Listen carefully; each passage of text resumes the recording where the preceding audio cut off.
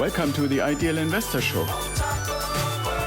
This is the podcast where we help you challenge your mindset and discover where you are.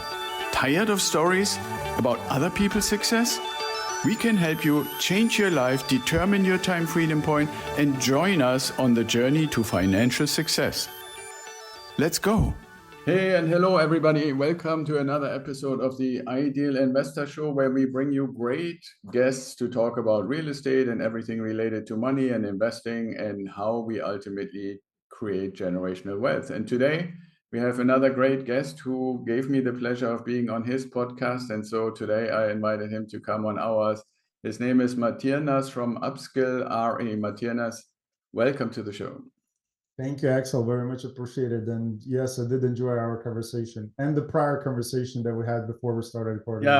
Yeah. So for the audience, what we discovered, Martynas and I think are two people who can for hours and hours and hours. And if we had like maybe, I don't know, a beer or a glass of wine or stuff like that, we could probably spend days just chatting with each other. So it's really cool. I don't know if anybody listening or watching us on YouTube, maybe once in a while has a situation where you get to meet somebody and it's like a immediate connection, kind of like vibrating on the same frequency or something like that. So Martynas, I think the audience would love to know from you a little bit, how did you end up in your role, what you're doing, what is it, and more also, what was the evolution for you to get into Upskill RE and what you guys are doing?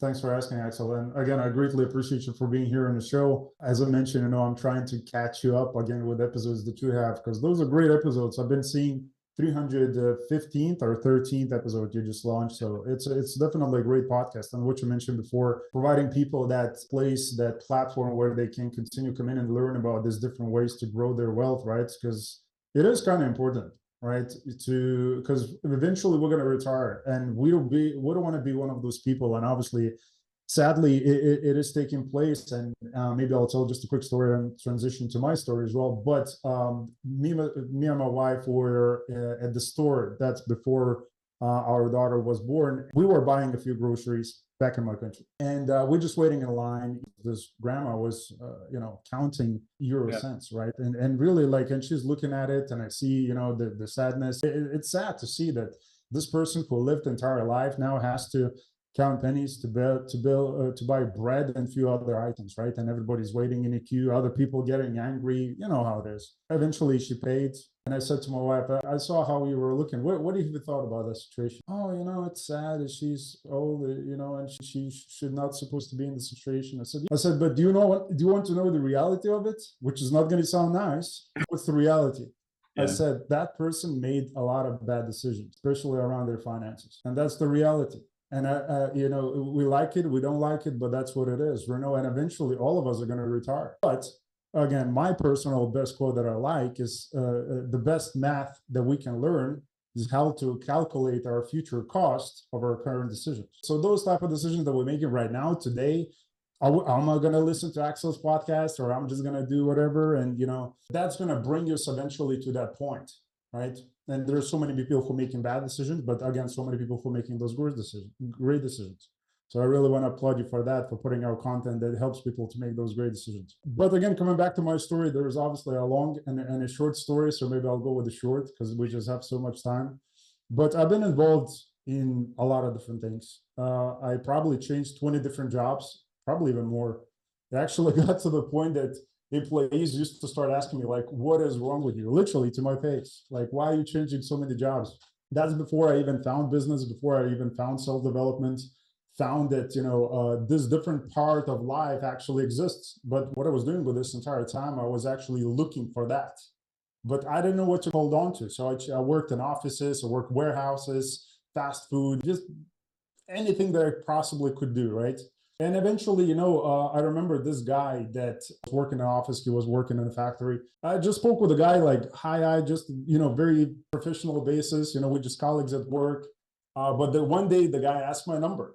The other day I was at home. The guy texted. I don't speak with the guy. And he's like, would you like to meet up for a cup of tea? For a cup of coffee? I'm like, there's something happening here. This guy never speaks with me. He wants to meet up. And I was like, what's happening? So basically, I went to meet the guy, and the guy was sitting with another older gentleman. And I was like, okay, So I'm sitting down and these guys start to ask me questions. What do you do? What are you going to do with your life? And I'm like, what do you guys want? And they start telling me about this multi-level marketing company that they're working for. And my light bulb just went off. I was like, I told the guys, I said, I don't know what the hell you just explained to me. I know nothing, but I want to be part of it.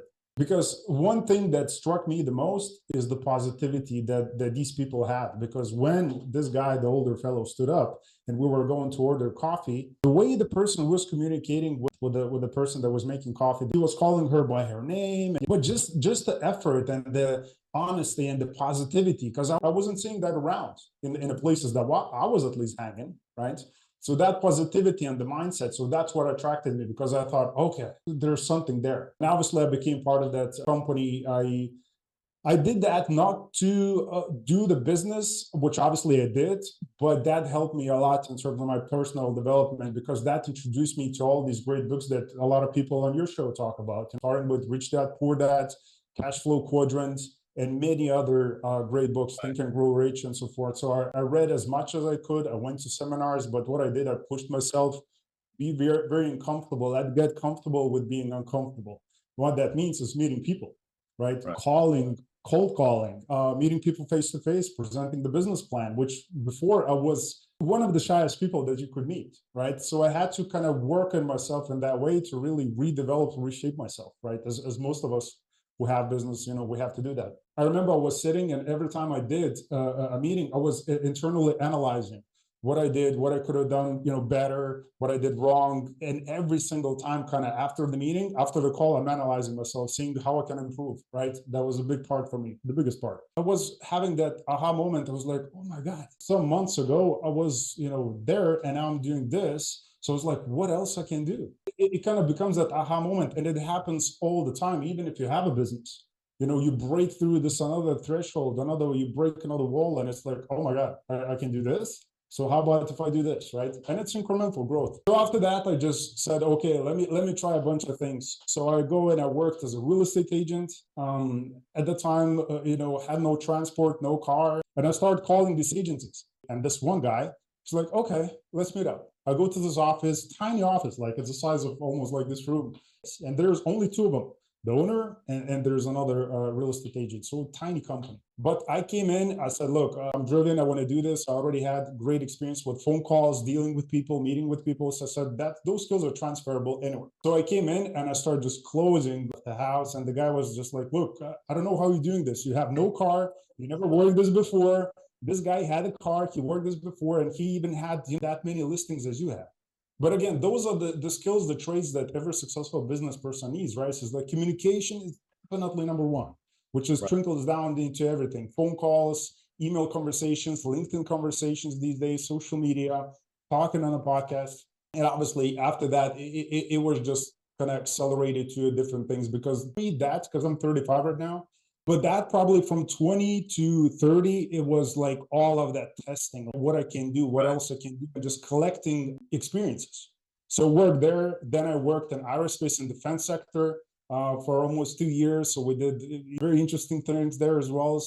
But obviously real estate was always part of that. But going back to me working as an agent, that also had a media company where we provided turnkey services for a lot of the multifamily companies in the US as well. It was always there. So after the last company involvement, almost 2 years working in the aerospace and defense sector, I said, no, I really have to come back here, because that was me. Since the Rich Dad Poor Dad, I'm talking the cash flow quadrant. You're an employee, self-employed, big business, or investor, right? So those kind of the pieces that still drives me. I think what you're describing is also rare, and I want to thank you for describing it. But I also think it's inspirational, because too few people who still have the opportunity, because to some extent, I believe it also includes where are you in your life? How independent are you? How much do you have already started having a family and having kids and having obligations and all those kind of things? So the earlier in life you can basically go on this somewhat exploration. And maybe yours was a little more intense than most others. But what I find in our clients, when I talk to people who are interested in our mentoring and real estate investing offers, there are, in my opinion, way too many people who say, well, I ended up in where I'm at more based on circumstances and not really based on a really conscious decision. I know and I want to do exactly this. Now, the important thing is, it sounds to me that you would say now, okay, you would have maybe also never thought, but you found something that really resonates and inspires you. And too many people, I think, end up in some situation, in some job, in some occupation that, if they are really honest, is not really quite the passion. And to me, this is also a little bit this kind of carrot that the media is always dangling in front of us to say, when you finally retire, then you can finally do what you really want to do because you didn't have the opportunity earlier to do it. Which is part of the reason why I want to help people to get to that point. If they really live that life, get to that point as soon as possible and don't wait, right? So can you describe a little bit what your like day-to-day looks like these days? A lot of conversations, talking with people for different services and products that we have internally in the company. So it would be, again, having people on the podcast. So as I mentioned, we're probably 220, I want to say, in terms of podcast count at the moment. There's obviously on-demand course platform that we're growing at the moment, and it kind of provides value for two types of people. So again, if you're a newbie in terms of real estate, understanding what real estate can do for you, maybe you heard about Airbnb or construction, but you know nothing about it. We have obviously a podcast for those type of things. We have articles for those type of things, but courses is something that you can learn on demand, again, from professionals who might have 10, 20 or more years of experience that can really help you to save time, right? For a fraction of cost that maybe some people are charged for mentoring or whatnot. But obviously both are needed still. So we have that part, but we also have businesses, again, who might have internal teams. It could be marketing, it could be sales, it could be HR.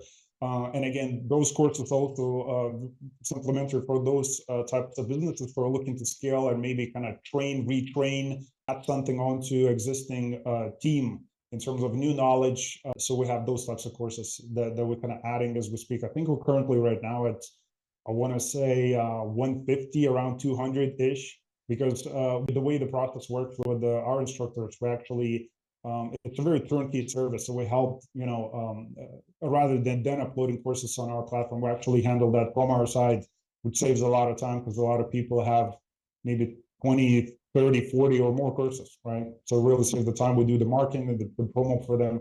So that's that, but we also have events coming up.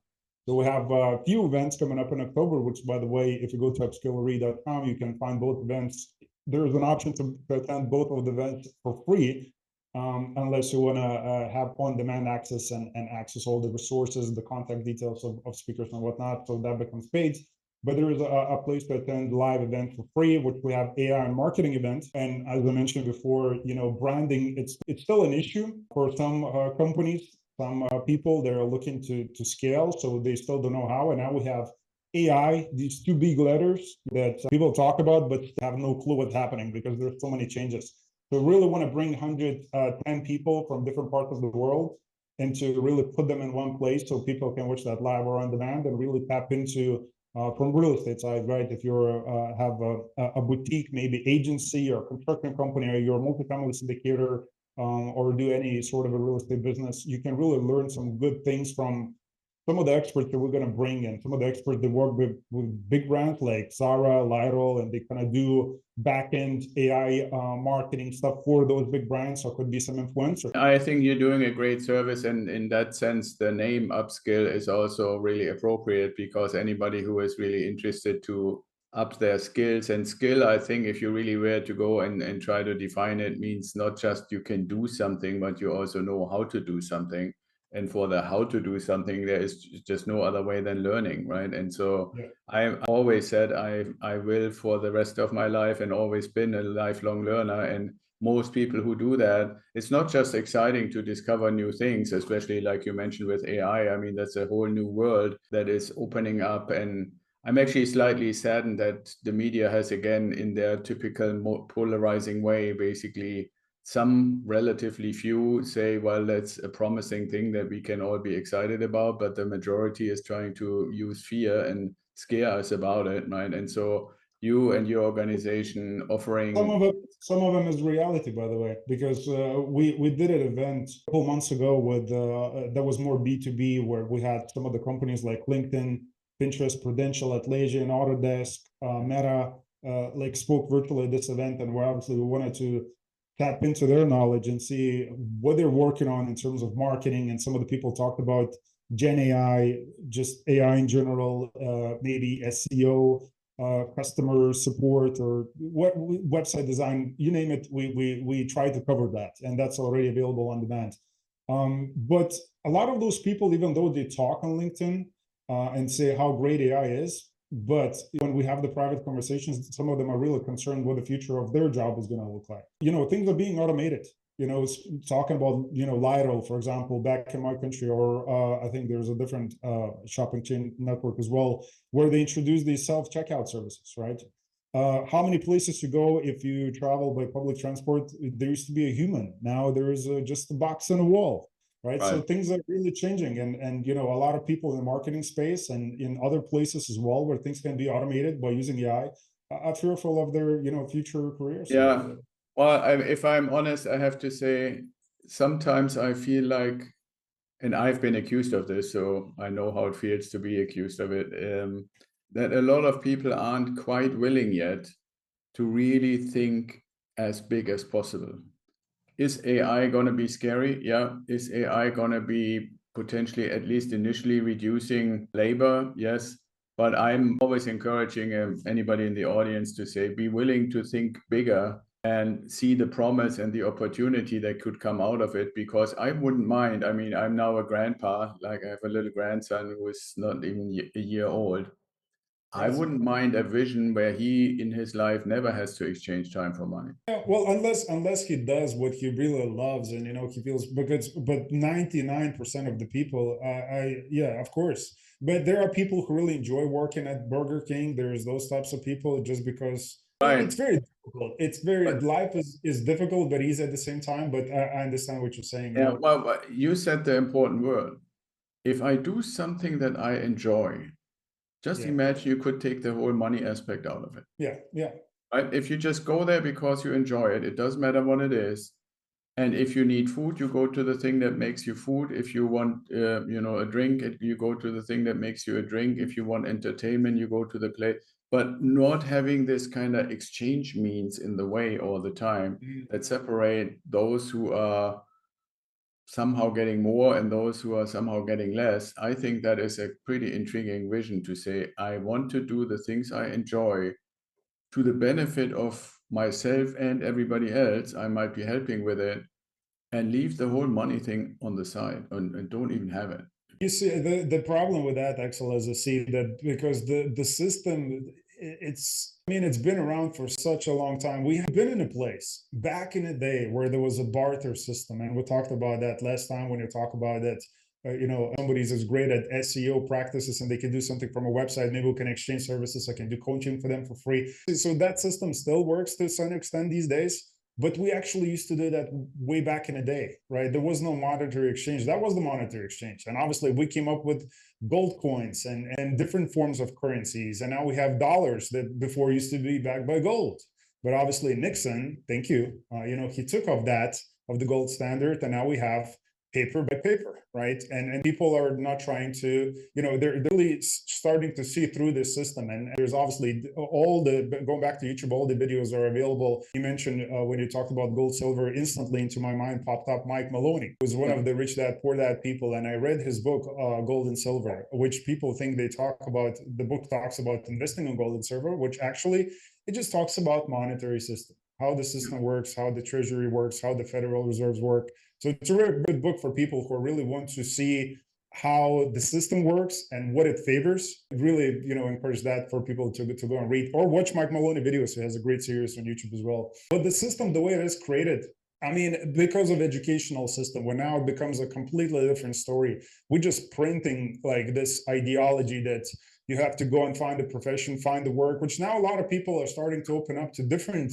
ideologies, the ones that you're describing, that we can maybe do something, really in different type of exchange, and maybe we can make money different ways. We have now technology that we might leverage and kind of just live the life without actually going through this corporative way of earning money, retiring, but while exactly. Well, that's basically my point. If I go back to the beginning, I believe one of the biggest inventions of humanity was to actually create something that's called community.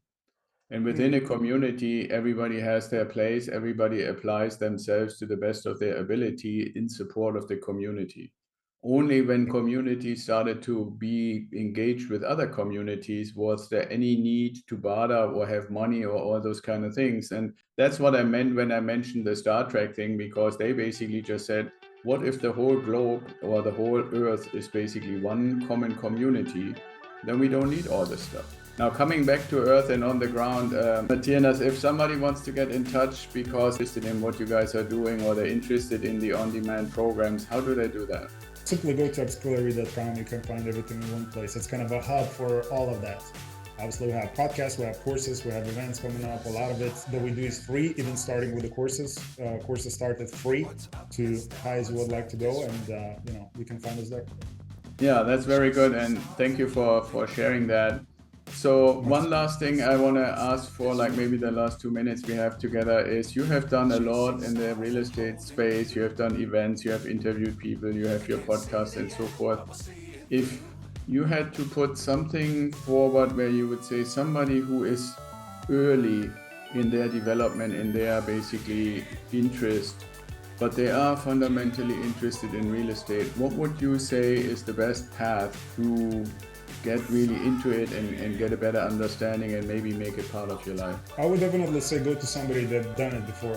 That's how I did it. I put out some questions as I'm looking for people that has knowledge in this particular space. Some people replied. I said, let's chat on the phone. I spoke with this individual. We did a barter system. We exchanged value. I provided value for him. He provided for me, and that opened just incredible amount of doors, opportunities, broaden my perspective and mindset. So, I would say just go creative.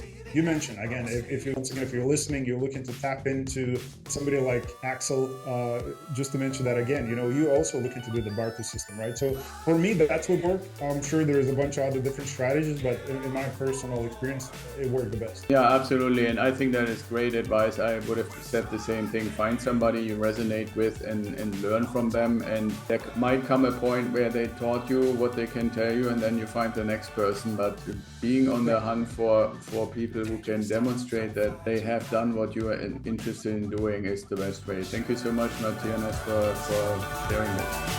Thank you, Axel.